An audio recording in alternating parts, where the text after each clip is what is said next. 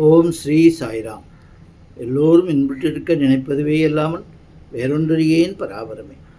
நாம் இப்பொழுது ஸ்ரீ கருட புராணத்தில் பிரேதகாண்டம் வாசித்து கொண்டிருக்கிறோம். போன பாகத்தில் இந்த உடல் யாருக்கு சொந்தம் என்பதை பற்றி பகவான் ஸ்ரீமன் நாராயணன் கருடனுக்கு கேள்வி கேட்கிறார். அதை பார்த்து கொண்டிருந்தோம். அதாவது நம்மை பெற்ற தாய் தந்தை இருக்கா, இல்லை நம்ம தாய் தந்தையரை பெற்ற முன்னோர்களான தாத்தா பாட்டிக்கா, இல்லை அவர்களை பெற்ற தாத்தா பாட்டிக்கா, இப்படி ஒவ்வொன்றாக கேட்டுக்கொண்டு யாருக்கு சொந்தம்.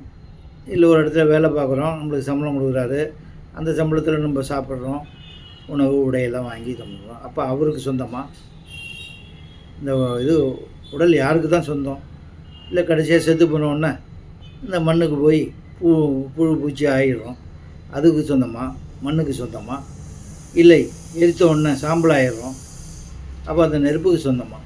யாருக்கு சொந்தம் அப்படிங்கிறத நினச்சி பார்த்து இந்த உடல் மீது உள்ள பற்றை விலக்கி நற்கர்மங்களை, இந்த உடல் மூலம் நற்கர்மங்களை செய்து பகவானை நினைத்து நற்கதி அடைய வேண்டும் என்பதை பற்றி கூறியிருந்தார். அதற்கு மேல் இப்பொழுது பார்ப்போம். பாபங்கள் என்பவை மனம், வாக்கு, காயம் ஆகியவற்றால், காயம்னா உடல், மனம், வாக்கு, உடல் ஆகியவற்றால் செய்யப்படுகின்றன. அதிகமான பாவங்களை செய்தவன் நாய், நரி முதலிய இழிந்த ஜென்மம் அடைவான். ஜீவன் கர்ப்பவாசம் செய்யும் காலத்தில் தாயினுடைய மல மூத்திரங்களால் அதிகமாக துன்பம் அடைவான். இறப்பதை விட பிறப்பதில் உள்ளதான துன்பத்தையும் கர்மாதியையும், அதே கர்மாக்களையும் எண்ணி ஜீவனானவன் நல்ல ஒழுக்க நற்பண்புகளுடன் ஜீவிக்க வேண்டும். அது தாய் வயிற்றில் எல்லோரும் அதுதான் பிறக்கிறோம். ஆனால் அப்படி எந்த சூழ்நிலையில் அங்கே இருந்தோம் அப்படிங்கிறது நம்மளுக்கு ஞாபகம் இருக்காது இப்போது. ஆனால் எப்படி இருந்தாலும் இருந்தோம் இல்லையா? இந்த பக்கம் மலம், இந்த பக்கம் மூத்திரம், அந்த பக்கம் இது, இப்படி தான் இருந்தோம். அப்படியே ஒடுங்கிக்கிட்டு அப்படியே இருந்தோம். ஆனால் அது எவ்வளவு கஷ்டம். ஆனால் அப்போ கஷ்டம்லாம் பட்டு தான் இருந்தோம் நம்ம எல்லோரும். ஆனால் நம்மளுக்கு எல்லாம் மறந்து போச்சு அது இல்லையா? அதை தான் ஞாபகப்படுத்துகிறார். அதனால் ஜீவனானவன் நல்ல ஒழுக்க நற்பண்புடன் ஜீவிக்க வேண்டும். இதெல்லாம் நினச்சி பார்த்து இந்த உடல் அவ்வளோலாம் கஷ்டப்பட்டு வந்தது நல்ல ஒழுக்கத்துடனும் நற்காரியங்கள் செய்யணும் தான் நம்ம வந்திருக்கோம், பிறந்திருக்கோம் அப்படிங்கிறத எண்ணி பார்க்க வேண்டும். தாய் வயிற்றில் இருந்து பிறந்தவன் பால்ய வயதில் உண்ட விளையாட்டுகளால் தனக்கு உறுதியாக உள்ளது எது என்பதை அறிவதில்லை. அந்த குழந்தை பருவம், அப்படியே விளையாட்டு பருவம், அப்போல்லாம் ஒன்றும் தெரியறதில்லை. முதுமை பருவத்தில் சோர்வாலும் கிளேசத்தாலும் ஒன்றையும் உணர்வதும் இல்லை. ஒன்றும் முடியாது, காது கேட்காது, கண்ணு தெரியாது, கால் நடக்க முடியாது, மூட்டு வலி, எவ்வளவோ இருக்குது இந்த காலத்தில். முதுமை வந்தோடனே அதில் தான் நம்ம கவனம் செலுத்துவோம் இல்லையா? நம்ம எங்கே நினச்சி பார்க்க போகிறோம் மற்ற விஷயத்தை? சோர்வாலும் கிளேசத்தாலும் ஒன்றாயும் உணர்வதும் இல்லை. இவ்விதம் உறுதியை உணராமல் ஒழிபவரே மிக பலராகும். அதாவது என்ன ஏது அப்படிங்கிறதெல்லாம் தெரியாமல் இப்படியே இருந்துட்டு இப்படியே போகிறவங்க தான் நிறைய பேர் இருக்காங்க அப்படிங்கிறார். பூர்வ ஜென்ம புண்ணியத்தால் உறுதியானதை உண்பவன் எவனோ அவனே நிரதிசய இன்ப வீடாகிய நமது உலகை அடைவான். அதாவது பகவான் சொல்கிறார், அவரோட உலகத்தை அடைவான். இதெல்லாம் நினச்சி பார்த்து இங்கே எதுக்கு வந்திருக்கோம் அப்படிங்கிறத புரிஞ்சுக்கிட்டு நற்காரியங்களை செஞ்சு நம்ம பாவங்கள்லாம் ஒழித்து புண்ணியங்களை செய்து புண்ணியத்தையும் பகவானுக்கு அர்ப்பணித்து விட்டு அவர்களால் நற்கதி அடைய வேண்டும் என்று அவருடைய சரணடைந்து இது பண்ணுறதுக்காக தான் அந்த பிறவி எடுக்கிறோம் அப்படிங்கிறத வலியுறுத்துகிறார். கர்ம வினைகளாலே ஜீவன் பிறந்து இறக்கிறான். பிறந்து அதிக வயது உலகில் வாழாமல் 5 ஆண்டுகளுக்குள்ளாக மரிப்பது என்பது மகா பாவத்தினால் என்பதை அறிவாயாக. சின்ன வயசில் செத்து போடும். கொடிய பாவம் செய்தவனே பிறந்தவுடனே மரித்து மீண்டும் பிறந்து மடிக்கிறான். நம்ம இதில் இப்போ சொன்னோமே, அவ்வளோ கஷ்டமாக குறைச்ச வயசில் பிறந்துட்டு மறுபடியும் இன்னொரு பேர் பிறக்கணுமே. இங்கே பிறந்து இதெல்லாம் இருந்து பெரியவர்கள் சொல்ல கேட்டு நல்லபடியாக நடந்து நற்காரியங்களை செய்து புண்ணியங்களை செய்து பகவானை நினச்சி நற்கதி அடைய வேண்டும் என்பது தானே இந்த உடல் எடுக்கிறது. அது நடுப்புறையே டிஸ்கண்டினியூ ஆகிடுது இல்லையா, அப்புறம் திருப்பி எதுவும் இதுவாகும் அப்படிங்கிறத சொல்கிறார். கொடிய பாவம் செய்தவனே பிறந்தவுடனே மரித்து மீண்டும் பிறந்து மடிகிறான். அவன் பிறத்தலுக்கும் இறத்தலுக்கும் கணக்கு என்பது இல்லை.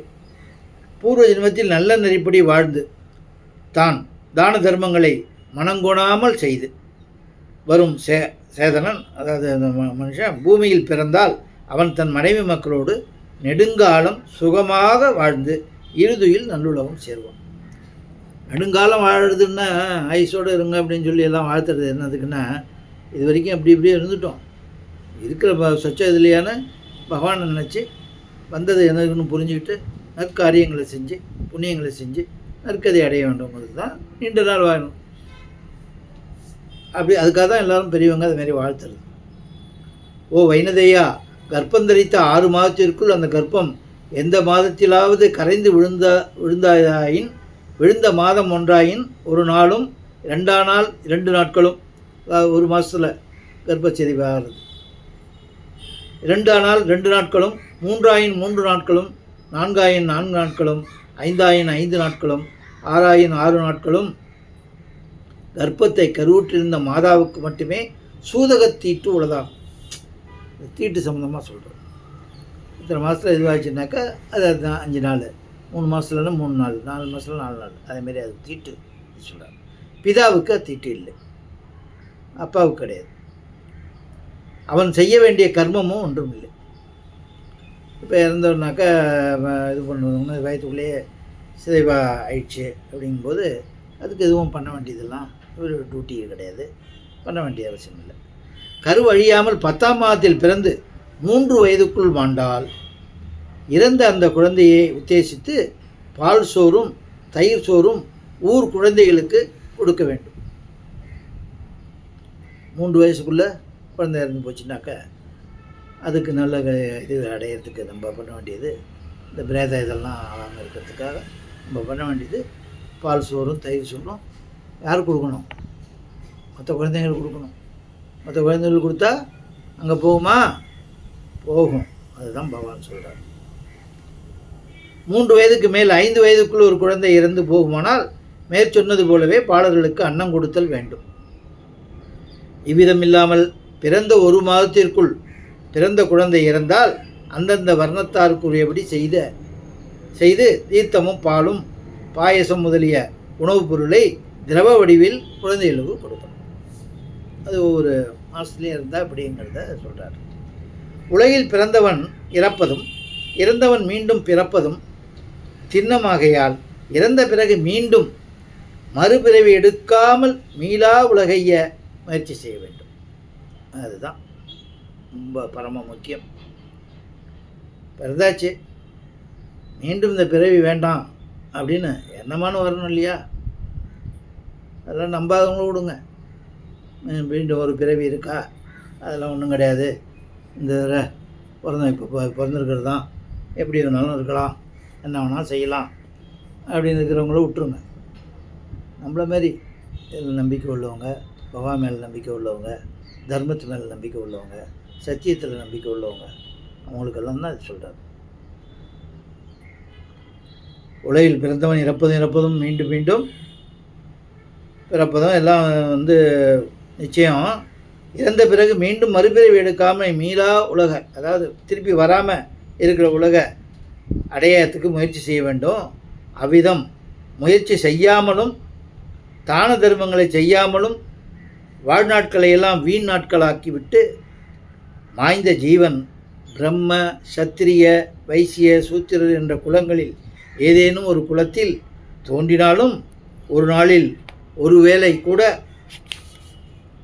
பசியார உண்ண வழியற்ற தரித்திரனுக்கு புத்திரனாக பிறந்து கூழ் குடிப்பதற்கு வகையில்லாமல் வருந்தி விரைவில் மடிந்து மீண்டும் பிறப்பான். யார்? உலகில் பிறந்தவன்லாம் இறப்பான்.